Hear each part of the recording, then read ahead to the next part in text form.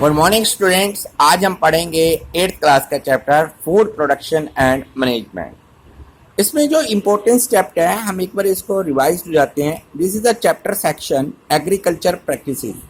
ये एग्रीकल्चर के लिए हम क्या करते हैं स्टार्ट करने के लिए, जैसे प्रिपरेशन ऑफ द सॉइल करते हैं हम लोग, सिलेक्शन ऑफ द सीड्स करते हैं, सोइंग उसे बीजों को डालते हैं ज़मीन में, मैन्यूरिंग करते हैं, वीडिंग करते हैं। मैन्यूरिंग का मतलब होता है काउ डंग हो गया, जो उसके या जो डंग्स होते हैं एनिमल्स के उसको डाला जाता है गाय भैंस के। वीडिंग करते हैं, वीडिंग मतलब जो बेकार जो पत्ते होते हैं उसे निकाल देते हैं। इरिगेशन करते हैं, हम सिंचाई का तरीका ढूंढते हैं, उसे नदी से पानी देना, ट्यूबवेल से पानी देना। क्रॉप को प्रोटेक्शन करते हैं, फिर हार्वेस्टिंग करते हैं हम, और थ्रेशिंग एंड विनोइंग करते हैं। मीन्स उसके जैसे आपने कभी भी देखा होगा गेहूं होता है, जब गेहूं को उगाया जाता है तो उसके जो दाने अलग कर दिए जाते हैं, उसके कई प्रोसेस होते हैं। जैसे उसको थ्रेशिंग से किया जाता है, विनोइंग से किया जाता है, हार्वेस्टिंग प्रोसेस होता है, और स्टोरेज किया जाता है फसल को एक तरीके से। फिर हम क्रॉप इम्प्रूवमेंट्स के लिए तरीके ढूंढते हैं कि क्रॉप की इम्प्रूवमेंट कैसे होगी। जैसे हम हाइब्रिडाइजेशन प्रोसेस से करते हैं क्रॉप पे। फिर डेयरी फार्मिंग एक प्रोसेस होता है, हम उसमें पढ़ेंगे कि डेयरी फार्मिंग क्या होती है। डेयरी फार्मिंग में पशु पाले जाते हैं और उनसे हम दूध, घी, ये चीज़ें बनाते हैं। पोल्ट्री फार्म्स क्या होती है, पोल्ट्री फार्म्स में हम किस प्रोसेस के थ्रू चलते हैं, ठीक है। जैसे पोल्ट्री फार्म से क्या होता है, मुर्गा पालन हो गया, उसके अंदर अंडे हो गए।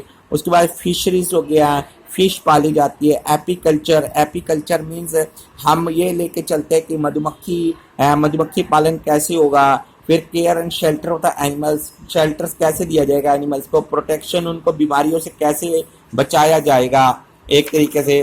फिर उसके बाद हम लोग आ जाते हैं लास्ट के अंदर, इसके प्रोसेस के अंदर नाइट्रोजन साइकिल्स के ऊपर पढ़ेंगे। नाइट्रोजन साइकिल में हम पढ़ेंगे कि नाइट्रोजन के जो कंपाउंड्स होते हैं बैक्टीरिया का, वो पहला प्रोसेस होता है नाइट्रोजन साइकिल में।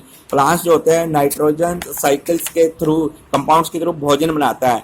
एनिमल्स प्लांट्स को खाते हैं, और उसके बाद प्लांट्स और जो animals plants and animals die, the nitrogen compound return to the soil. और जब वो एनिमल मर जाता है तो उसके बाद वो उसकी नाइट्रोजन साइकिल फिर दोबारा जमीन में चली जाती है। Nitrogen can go back and fourth between soil and plants and animals many time before री एंटरिंग द एटमोस्फियर। तो इस तरह ये प्रोसेस चलता रहता है। और ये जो eventually however bacteria called identifying bacteria break down nitrogen compound as a nitrate. Bacteria nitrogen compound को नाइट्रेट में बदल देता है और उसको हवा में रिलीज कर देता है, और इस तरीके से एक जो होती है वो साइकिल कंप्लीट हो जाती है।